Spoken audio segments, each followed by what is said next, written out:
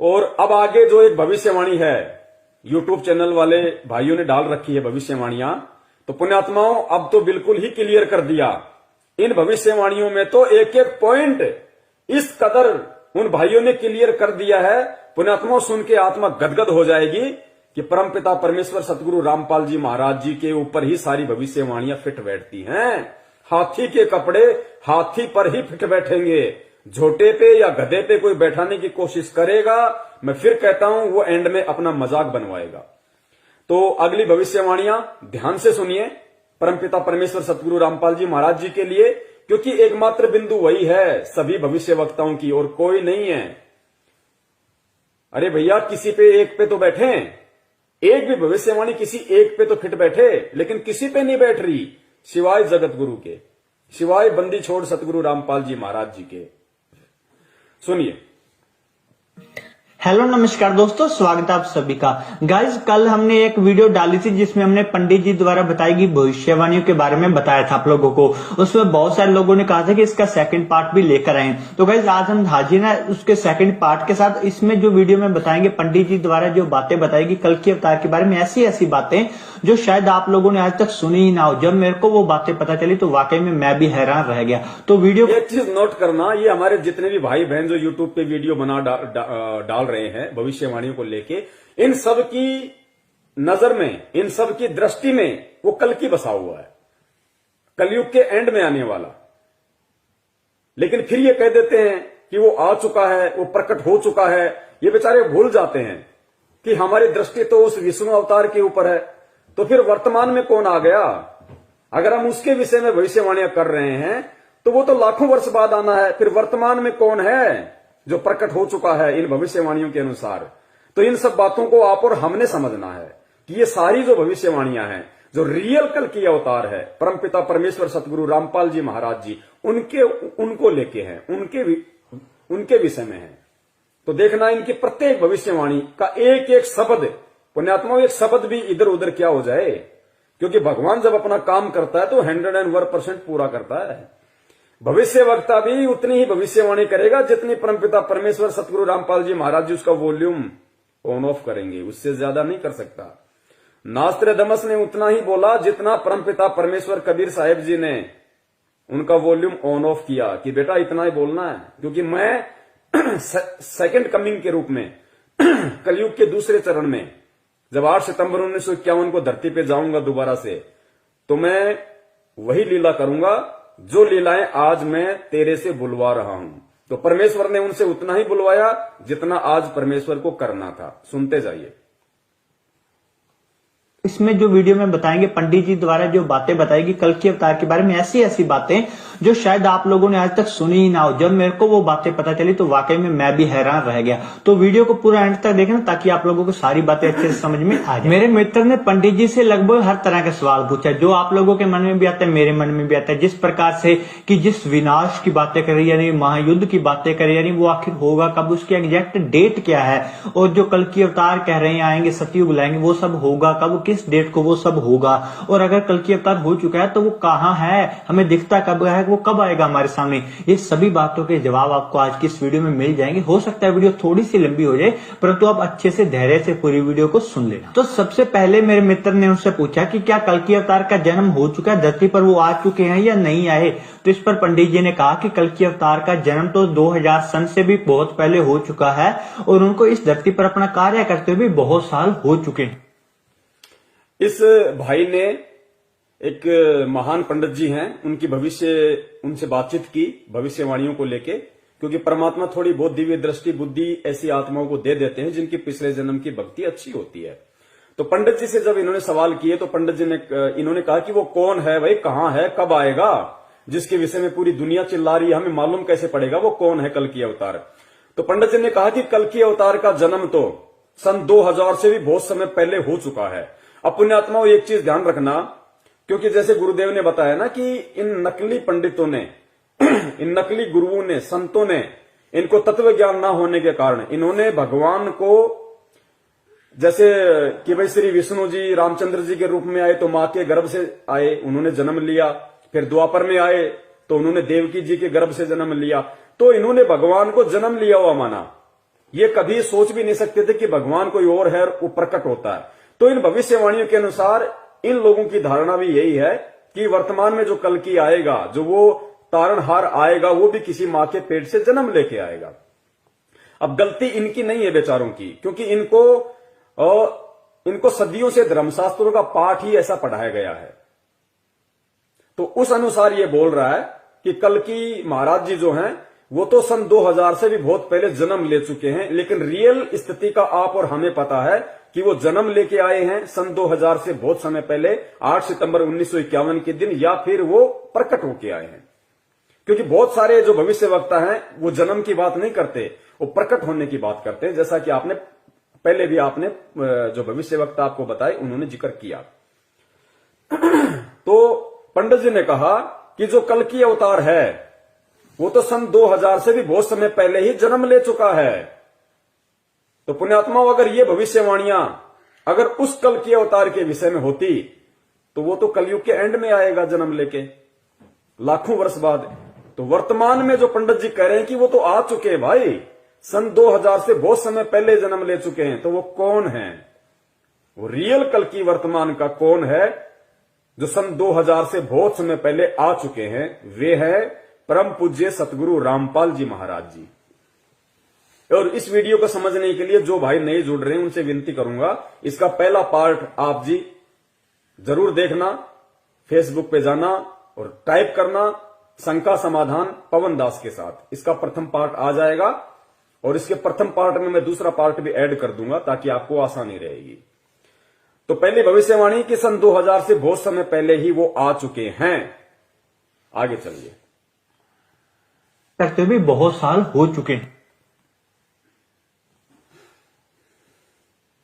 तो इसके बाद मेरे मित्र ने पंडित जी से पूछा कि पंडित जी जिस विनाश की बातें करी जा रही हैं उस विनाश की आखिर एग्जैक्ट डेट क्या है, वो कब होने वाला है? तो इस पर पंडित जी ने कहा कि विनाश का समय तो हो चुका है, आज नहीं आज से बहुत समय पहले हो चुका था। जब जब भी साइंटिस्टों ने इस प्रकार की भविष्यवाणी बातें बताई कि दुनिया खत्म होने वाली, जिस प्रकार से 2012 में दिसंबर में बात कही जा रही थी कि 12 दिसंबर को दुनिया खत्म हो जाएगी, इससे पहले भी लगभग 1998 और पहले भी बहुत बार साइंटिस्टों ने इस प्रकार की बात कही है कि दुनिया खत्म हो जाएगी, इसके आसार बन रहे हैं। तो पंडित जी ने कहा कि तब धरती के विनाश का जो समय था वो निश्चित हो चुका था, परंतु जो कल्कि अवतार अपना कार्य कर रहे थे उन्होंने ही अपने प्रताप से वो समय को आगे आगे टालते आ रहे हैं। तो आपको बता दें कि 2012 पुण्यात्माओं ध्यान देना, ये विशेष टॉपिक है। जब इन्होंने पंडित जी से पूछा कि पंडित जी लोग कहते हैं कि भाई विनाश का समय नजदीक है, धरती पे विनाश होने वाला है, पूरी पृथ्वी का सत्यानाश होने वाला है, तो पंडित जी ने कहा कि भाई वो विनाश का समय तो बहुत पहले निकल चुका है, वो विनाश का समय तो बहुत पहले निर्धारित था।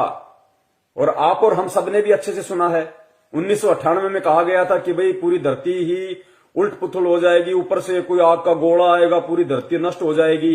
वो रियल था, वो फैक्ट था। लेकिन उससे पहले ही परमात्मा 8 सितंबर 1951 के दिन धरती पे प्रकट हो चुके थे। और परमेश्वर कहते हैं कि आग लगी है अंबर में, झड़झड़ पड़े अंगार, और जब संत ना होते पृथ्वी पे तो जल मरता संसार।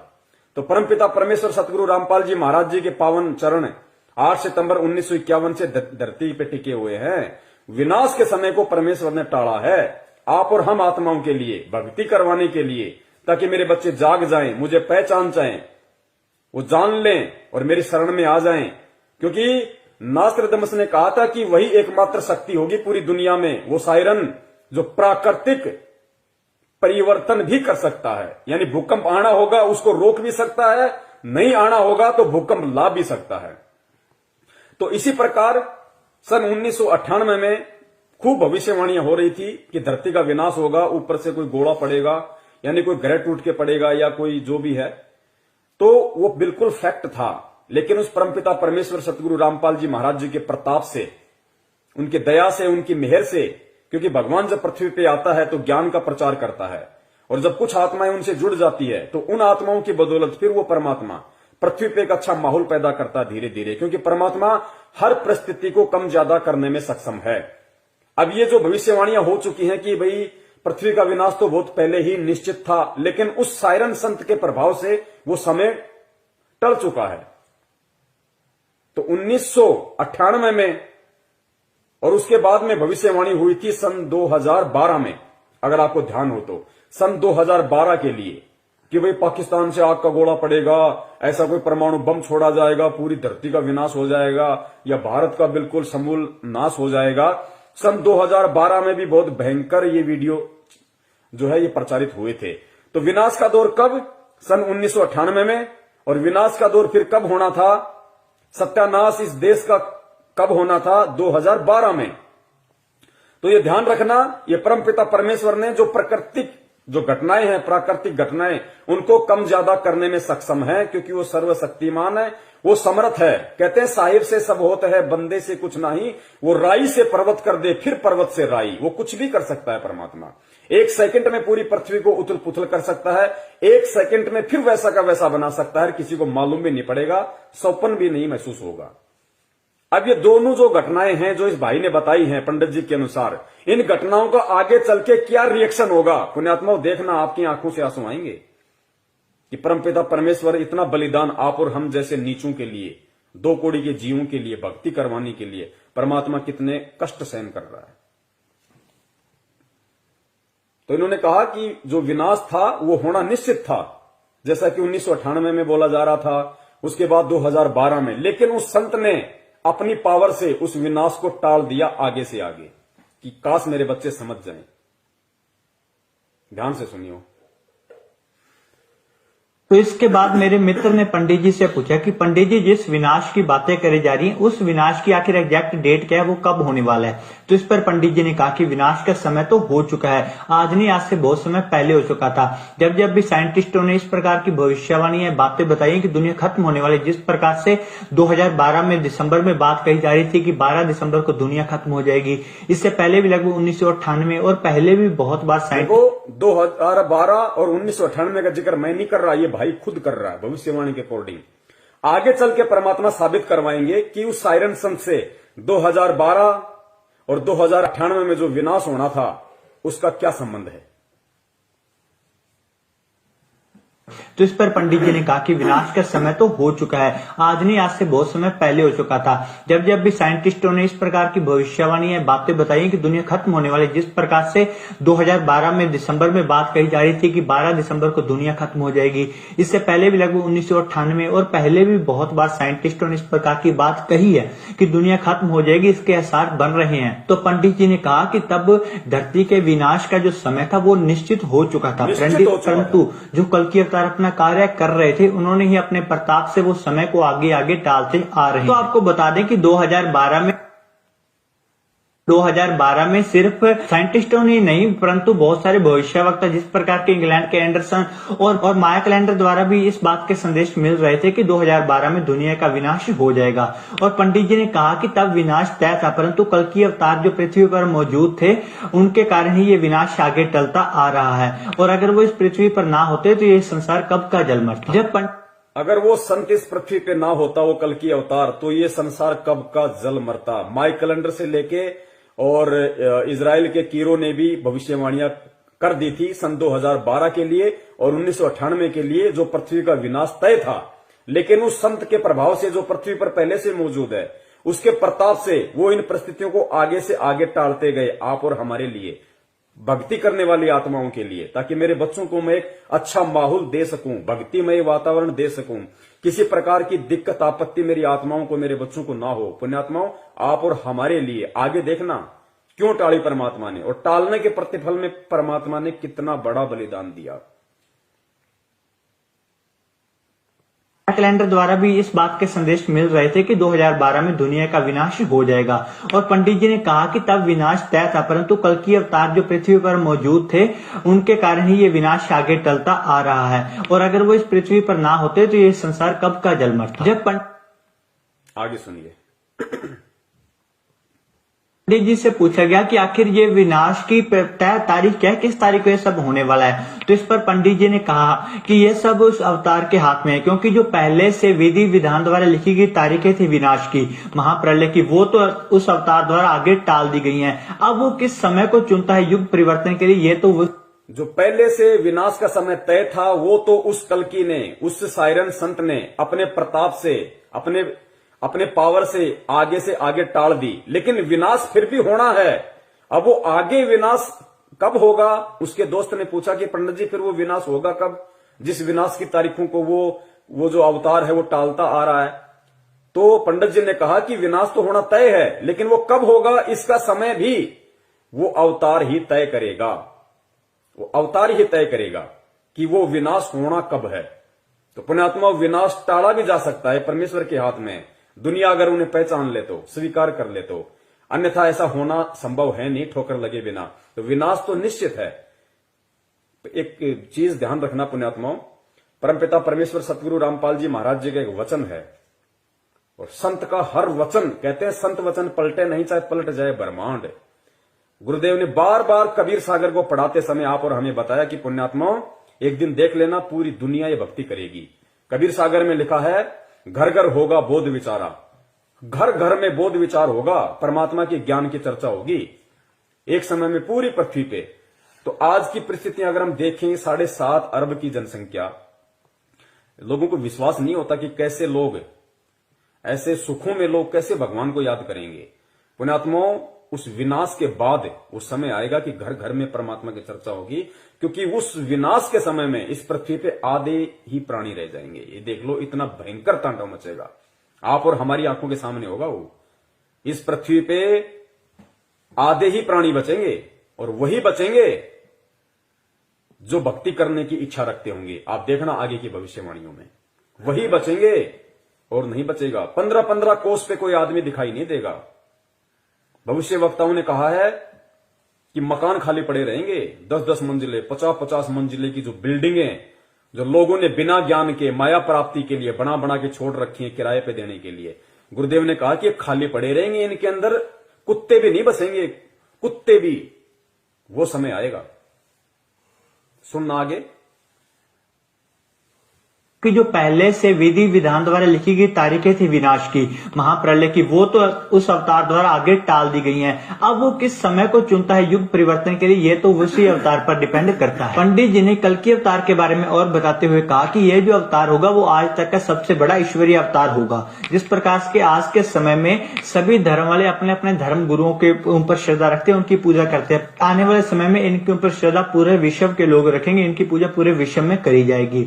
अगर अपने बात करें इतिहास की, तो हमें इतिहास मालूम है सिर्फ राम जी कृष्ण जी तक, यानी कि द्वापर युग त्रेता युग तक। उससे पहले कितने लाखों करोड़ों युग बीत गए, तब कौन कौन से ईश्वरीय अवतार आए, उनके बारे में हमें कोई जानकारी नहीं है, और ना ही कोई भी आज उनकी पूजा करता है।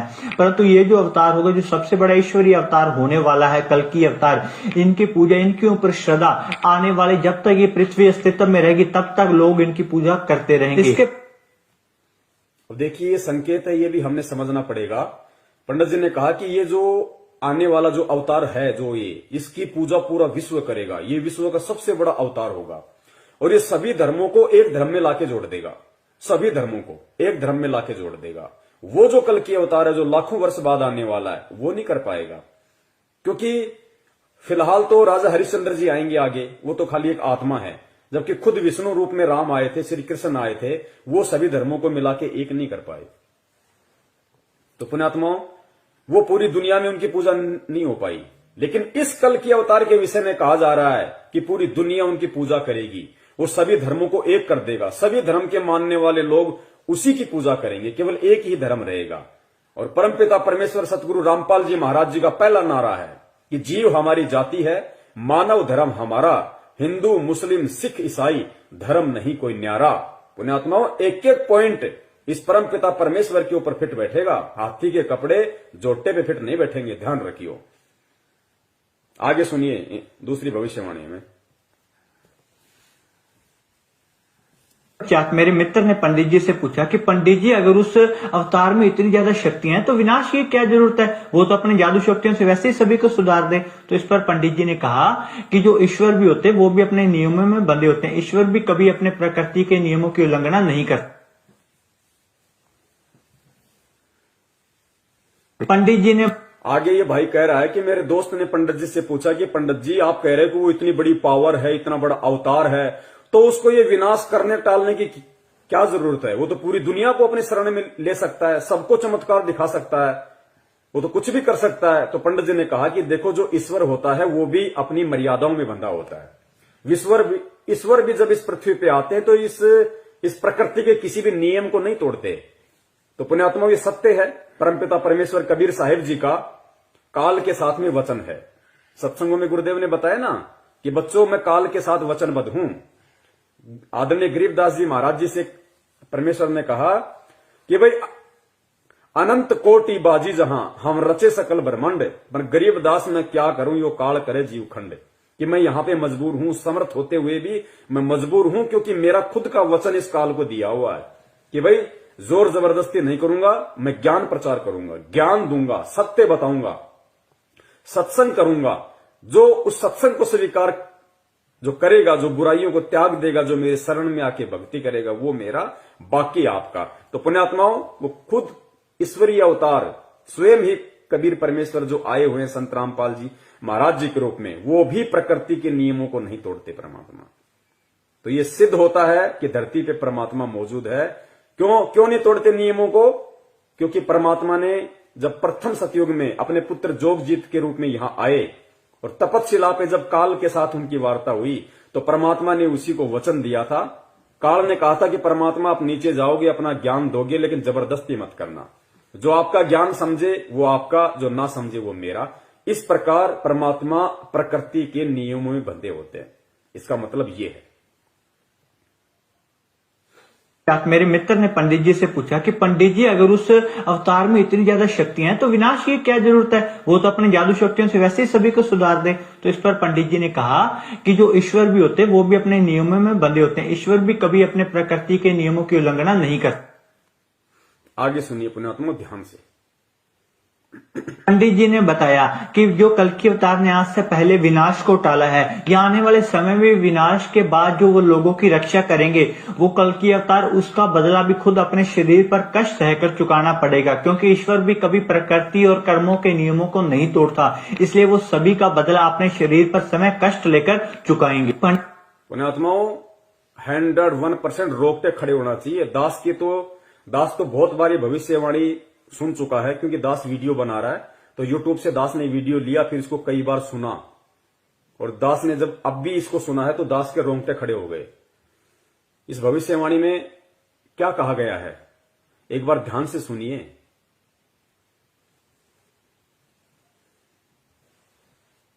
पंडित जी ने बताया कि जो कल्कि अवतार ने आज से पहले विनाश को टाला है, या आने वाले समय में विनाश के बाद जो वो लोगों की रक्षा करेंगे, वो कल्कि अवतार, उसका बदला भी खुद अपने शरीर पर कष्ट सहकर चुकाना पड़ेगा। क्योंकि ईश्वर भी कभी प्रकृति और कर्मों के नियमों को नहीं तोड़ता, इसलिए वो सभी का बदला अपने शरीर पर समय कष्ट लेकर चुकाएंगे। पंडित जी ने इतिहास का उदाहरण, इन्होंने कहा कि पंडित जी ने इनको कहा, इनके पूछने पे, कि वो जो कल्कि अवतार होगा, जो तारणहार होगा, और उसने पृथ्वी के विनाश के समय को जो टाला है, यानी सन 1998 में जो पृथ्वी का विनाश होना था, निश्चित था। परमपिता परमेश्वर सतगुरु रामपाल जी महाराज जी ने, उस अवतारी महापुरुष ने उस विनाश को टाला, और उसके बाद में 2012 में जो विनाश निश्चित था, उस विनाश को उस परमात्मा ने टाला, आगे बढ़ाया समय को, और फिर कहा कि आने वाले समय में जो विनाश होने वाला है, उस विनाश में वो जिन जिन आत्माओं की रक्षा करेगा, क्योंकि पुण्यात्माओं उस विनाश में हम बच जाएं, ये हमारे जैसे और भाई बहन बच सकें, इतने पुण्य हमारे पास नहीं है। परमात्मा अपने पुण्यों से, परमात्मा अपने प्रभाव से, अपनी शक्ति से, प्रकृति के नियमों को तोड़ते हुए, पुण्यात्मा देख लो, बाप अपने बच्चों के लिए क्या क्या नहीं करेगा। परमात्मा, क्योंकि काल को चाहिए हिसाब, भाई चाहे कोई मरो कोई बचाओ, मुझे जितने मारने थे मुझे उतने चाहिए। तो परमात्मा अपनी तरफ से, अपने कोटे से हमारी रक्षा करेगा आने वाले समय में, हम भक्तों की भी। और 1998 में जिस विनाशकारी समय को परमात्मा ने आगे बढ़ाया, क्योंकि वो निश्चित था, वो प्रकृति ने निश्चित कर रखा था, काल ने विनाश का समय निश्चित कर रखा था, लेकिन परमात्मा ने उसको आगे बढ़ा दिया, टाल दिया। फिर 2012 में उस विनाश के समय को टाल दिया। तो पंडित जी ने कहा कि भगवान भी कभी प्रकृति के नियमों को नहीं तोड़ते। भगवान ने प्रकृति को पूरा हिसाब देना है, उसको पूरा हिसाब देगा परमात्मा कि भाई तेरे इसमें हस्तक्षेप नहीं करूंगा मैं। काल की नजरों में तो विनाश हो चुका। काल को नहीं पता कि पृथ्वी पे बिल्कुल सही वातावरण है। उसकी दृष्टि में तो परमात्मा ने काल को विनाश दिखा दिया कि तूने जितने मारने थे तूने देख मार दिए, लेकिन मैंने मेरी गुप्त शक्ति से इन सबको बचाया हुआ है। तो पंडित जी ने कहा कि भगवान भी कभी प्रकृति के नियमों को नहीं तोड़ता, और भगवान ने 2 बार जो विश्व का विनाश होना निश्चित था, उन घटनाओं को जो उन्होंने आगे बढ़ाया, जो उन्होंने उस घटनाओं को टाला,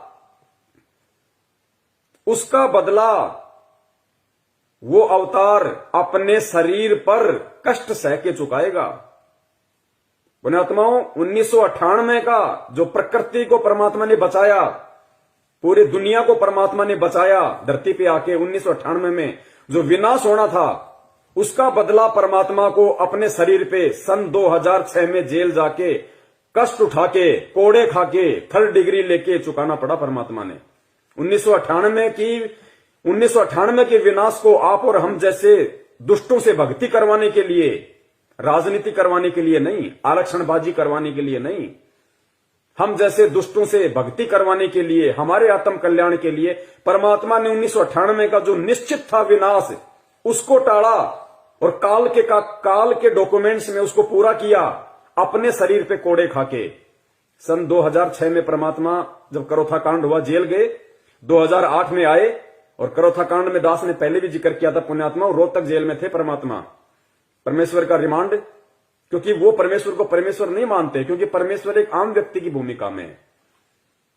रिमांड हुआ परमात्मा का, अपने शरीर पे परमात्मा ने कोड़े खाए, कष्ट सहन किया। हिसार रोहतक जेल में परमेश्वर के रिमांड के दौरान जो अंदर जो व्यक्ति थे, जो बताते हैं कि छाती के बाल तक उखाड़ लिए गए थे परमपिता परमेश्वर सतगुरु रामपाल जी महाराज जी के।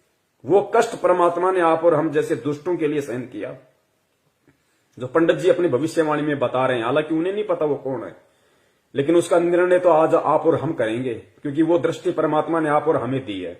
तो 1998 का जो विनाश था, उसको परमेश्वर ने टाला, और उस विनाश की सजा परमेश्वर ने 2006 में अपने शरीर के ऊपर ली।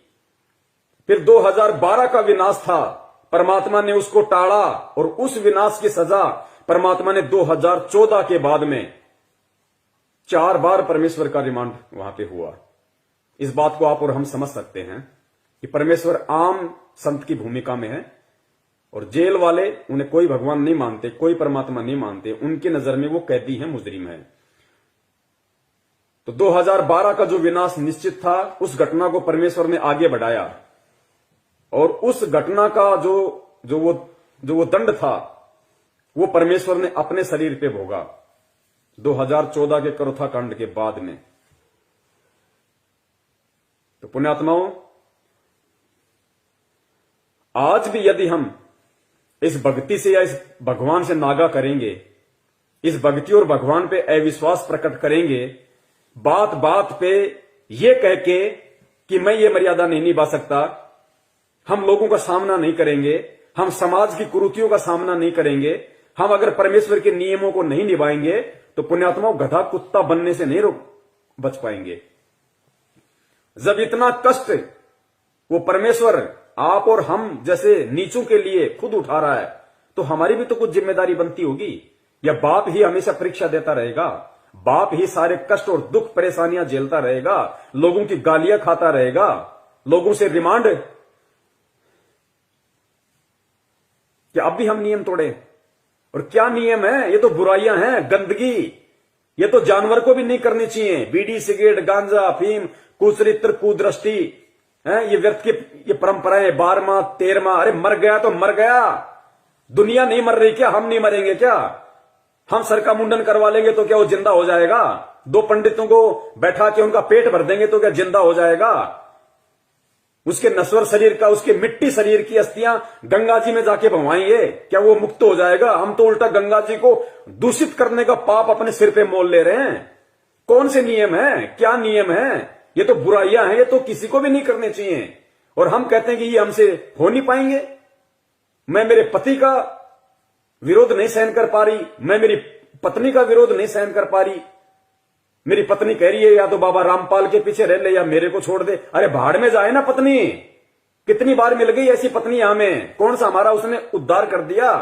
हमारा शरीर खा गई, हमारा पैसा खा गई, जवानी खा गई, कौन सा हमारा उसने उद्धार कर दिया? तो पुण्यात्माओं, अब दृढ़ हो जाओ। चाहे बाप हो, चाहे बेटा हो, चाहे बेटा बाप का विरोध करे, चाहे बाप बेटे का विरोध करे, चाहे पति पत्नी का विरोध करे, चाहे पत्नी पति का विरोध करे, चाहे समाज विरोध करे, चाहे कुछ भी विरोध करे, दृढ़ हो जाओ परमेश्वर पे दृढ़। और जब दृढ़ हो जाओगे ज्ञान आधार से, तो परमेश्वर फिर झुकने नहीं देंगे। भगवान भी तो कोई चीज है, फिर भगवान का रोल कहां होगा? वो कब काम आएंगे? और परमेश्वर कहते हैं, जय तू चाले एक कदम मैं चालूं कदम 60, कि तू एक कदम तो मेरे लिए आगे बढ़, मेरे लिए संघर्ष कर। मैं चालूं कदम 60, मैं 60 कदम आगे रहूंगा तेरे से, तेरा रक्षक बन के झाड़ू निकालूंगा तेरे आगे, तेरे भक्ति रूपी सफर में तेरे जीवन में कोई परेशानी कांटा ना चुभ जाए। जय तू चाले एक कदम मैं चालू कदम 60, और जय तू हो जा काठ का मैं हो जाऊं लोहे की लाठ। तू एक बार लकड़ी के जितना मजबूत तो बन, मैं लोहे की तरह मजबूत बन के तेरे आगे खड़ा हो जाऊंगा। तो पुण्यात्मा, डरना छोड़ो, घबराना छोड़ो। बड़ी मुश्किल से भगवान ने आप और हमारे को पकड़ा, हम नहीं पकड़ सकते। बड़ी मुश्किल से परमेश्वर ने हमारा हाथ पकड़ा है। गलतियां करके हाथ मत छुटाओ, ये नादानी बहुत महंगी पड़ेगी।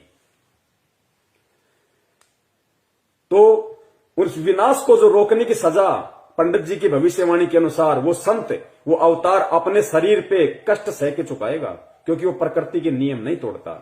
तो पुण्यात्माओं, 1998 का विनाश परमेश्वर ने रोका, और उसकी सजा परमेश्वर ने अपने शरीर पे 2006 में भोगी। 2012 का परमात्मा ने विनाश रोका, पूरी पृथ्वी को उस परमात्मा ने बचाया। जो आज उसका विरोध कर रहे हैं उनको भी बचाया, क्योंकि सब परमेश्वर की आत्माएं। उसकी सजा परमेश्वर ने 2014 के बरवाला कांड में उठाई। ये भविष्यवाणियां हैं। क्या किसी संत महंत पे खरी उतर रही हैं? क्या किसी शंकराचार्य पे भविष्यवाणियां खरी उतर रही हैं? किस पे उतर रही हैं? उसी पे उतरेंगी जो तारणहार होगा, जो उद्धार करता होगा, जो पूरी दुनिया पे राज करेगा। राज भी वही करेगा जो आज अपने शरीर पे कष्ट उठा के आप और हमें राज करवा रहा है। आने वाले समय में वो राज भी वही करेगा।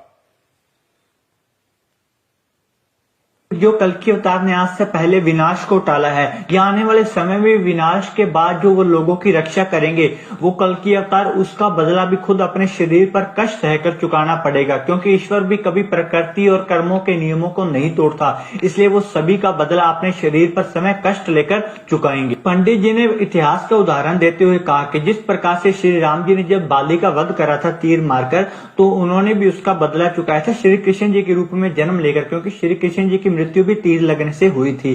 तो ये जो कर्मों का नियम है, ये सभी पर लागू होता है, कर्मों का बदला चुकाना ही पड़ता है। और ये जो कल्कि अवतार हैं, अगर ये भी जो जिस प्रकार से विनाश को आगे टाल रहे हैं, लोगों के कष्टों को दूर करेंगे, या जब विनाश होगा पृथ्वी पर तब जो लोगों के कष्टों को दूर करेंगे, तो उसका बदला भी इनको खुद के ऊपर चुकाना पड़ेगा। फिर चाहे वो संसारिक रूप में अपने जो बाहरी। और दूसरा पुण्यात्माओं, ध्यान रखना, भक्ति तो हम करते नहीं, और बात बात पे परमात्मा से प्रार्थना कर देते हैं हजारों। सिर में दर्द हो गया तो परमात्मा से प्रार्थना, खांसी हो गई तो परमात्मा से प्रार्थना, और कोई बीमारी हो गई तो परमात्मा से प्रार्थना, घर में पैसा नहीं तो परमात्मा से प्रार्थना, लड़की के लड़का नहीं हुआ तो परमात्मा से प्रार्थना, 2 दिन काम धंधा सही नहीं चला तो परमात्मा से प्रार्थना। हम इतने बड़े मंद बुद्धि हैं। अरे परमेश्वर हमें हमारी प्रार्थनाओं के ऊपर जो हमारी रक्षा कर रहे हैं, हमारी नासमझी के चलते भक्ति हम करते नहीं। गुरुदेव ने कहा कि बेटा, भक्ति से सब चीजों का सब कुछ होगा, लेकिन भक्ति हम करते नहीं। डिमांड परमात्मा से रोजाना लाख कर देते हैं, और काल भगवान तो यही करता है, परमात्मा को दुखी संगत में छोड़ दिए इन काल एजेंटों ने। ये लो जी, सतलोक आश्रम मैनेजमेंट हरियाणा की ये प्रार्थनाओं के नंबर, इन पे प्रार्थना लगाओ, इन पे प्रार्थना लगाओ। भक्ति कोई करता नहीं, प्रार्थना लगाओ, खुद भी लुटो, परमात्मा को भी दुखी करो। दुखी कैसे? अगर परमेश्वर हमारे कष्ट हरेंगे तो इस पृथ्वी का नियम है, इस ब्रह्मांड का नियम है।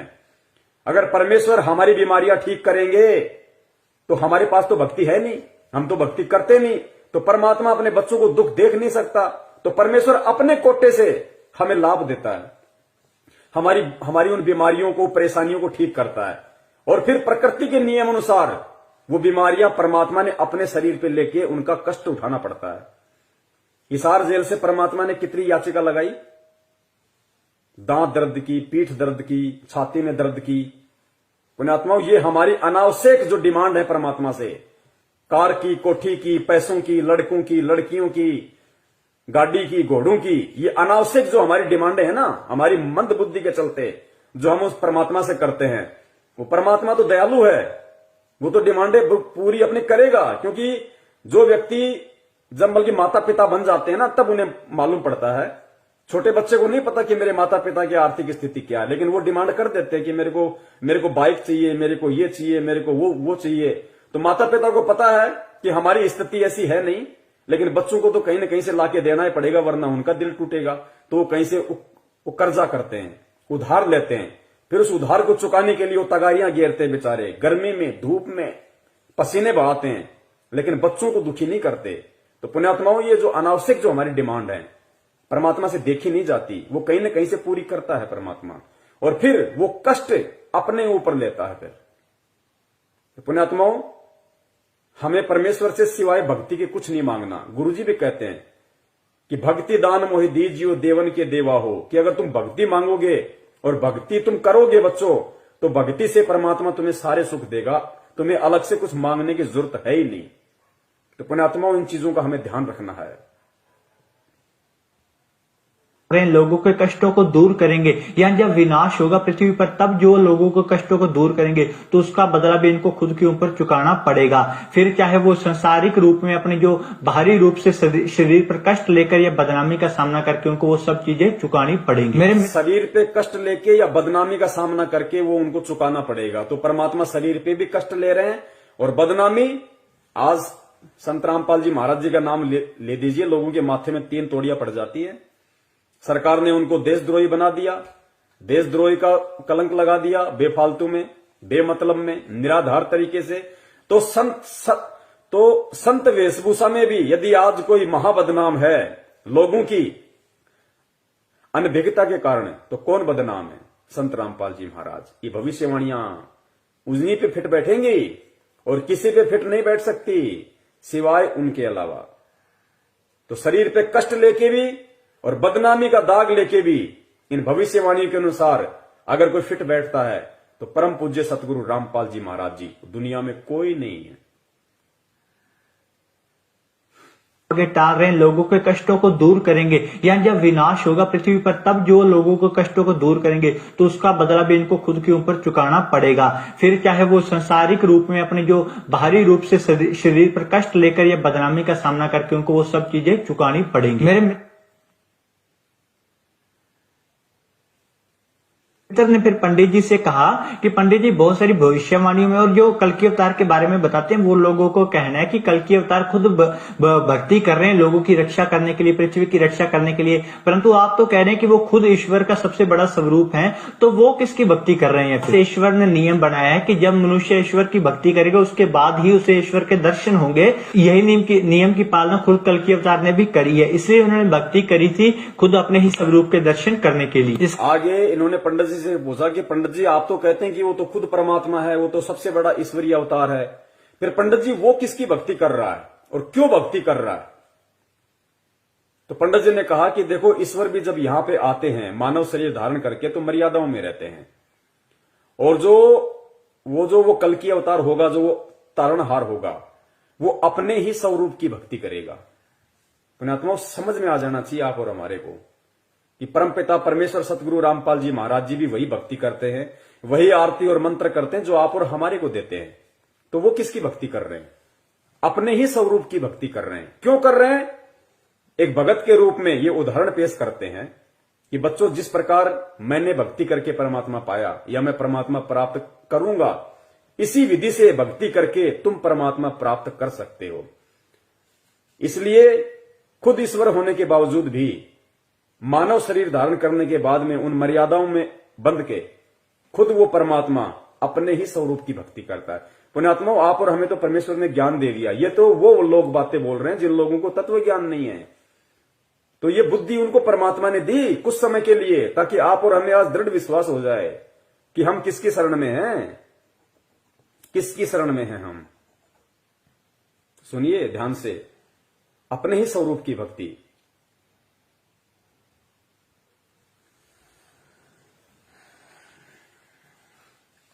मित्र ने फिर पंडित जी से कहा कि पंडित जी बहुत सारी भविष्यवाणियों में और जो कल्कि अवतार के बारे में बताते हैं वो लोगों को कहना है कि कल्कि अवतार खुद भक्ति कर रहे हैं लोगों की रक्षा करने के लिए, पृथ्वी की रक्षा करने के लिए, परंतु आप तो कह रहे हैं कि वो खुद ईश्वर का सबसे बड़ा स्वरूप है, तो वो किसकी भक्ति कर रहे हैं? ईश्वर ने नियम बनाया है कि जब मनुष्य ईश्वर की भक्ति करेगा उसके बाद ही उसे ईश्वर के दर्शन होंगे। यही नियम की पालना खुद कल्कि अवतार ने भी करी है, इसलिए उन्होंने भक्ति करी थी खुद अपने ही स्वरूप के दर्शन करने के लिए। क्योंकि उनसे बढ़ के तो कोई है नहीं जो वो उनकी भक्ति करे, क्योंकि खुद कबीर परमात्मा संत रामपाल जी महाराज जी के रूप में, अब वो किसकी भक्ति करें? उनसे ऊपर कोई है ही नहीं, कोई देव ही नहीं है उनसे ऊपर। वो खुद ही सृष्टि के रचनहार हैं, सारे ब्रह्मांडों पे उनकी सत्ता है, एकमात्र वो प्रजा पालक हैं, शासक है। वो किसकी भक्ति करेंगे? तो देखो, वो तत्व ज्ञान से अनभिज्ञ व्यक्ति भी ये कह रहा है कि वो अपने ही स्वरूप की भक्ति कर रहा है। अब जैसे रामचंद्र जी आए, विष्णु जी के अवतार थे, तो विष्णु जी का क्या नाम है? किलियम नाम दिया परमात्मा ने। जो रियल जो उनका भक्ति मंत्र है वो किलियम। लेकिन रामचंद्र जी ने किसकी भक्ति करी? अपने ही मंत्र की भक्ति नहीं करी, उन्होंने अपने से ऊपर वाले की भक्ति करी, ओम नाम की। वशिष्ठ से नाम लिया ओम, क्योंकि विष्णु जी से ऊपर ओम है, काल है, तो उसने उसकी भक्ति करी। फिर श्री कृष्ण जी के रूप में आए वही विष्णु भगवान, तो उन्होंने अपने नाम की भक्ति नहीं करी, अपने से ऊपर की भक्ति की, ओम नाम की, दुर्वासा से नाम लेके। और यहां पंडित जी की भविष्यवाणी के अनुसार जो वो आएगा महापुरुष, वो किसकी भक्ति करेगा? वो अपने ही स्वरूप की भक्ति करेगा, क्योंकि उससे ऊपर कोई नाम है ही नहीं, उससे ऊपर कोई देव है ही नहीं, उसके अलावा कोई देव है ही नहीं। तो पुण्यात्मा को समझ में आ जाना चाहिए कि भक्तिहीन प्राणी भी ये साबित कर रहे हैं कि धरती पे भगवान मौजूद है संत रामपाल जी महाराज जी के रूप में। कहां धक्के खा रहे हैं हम।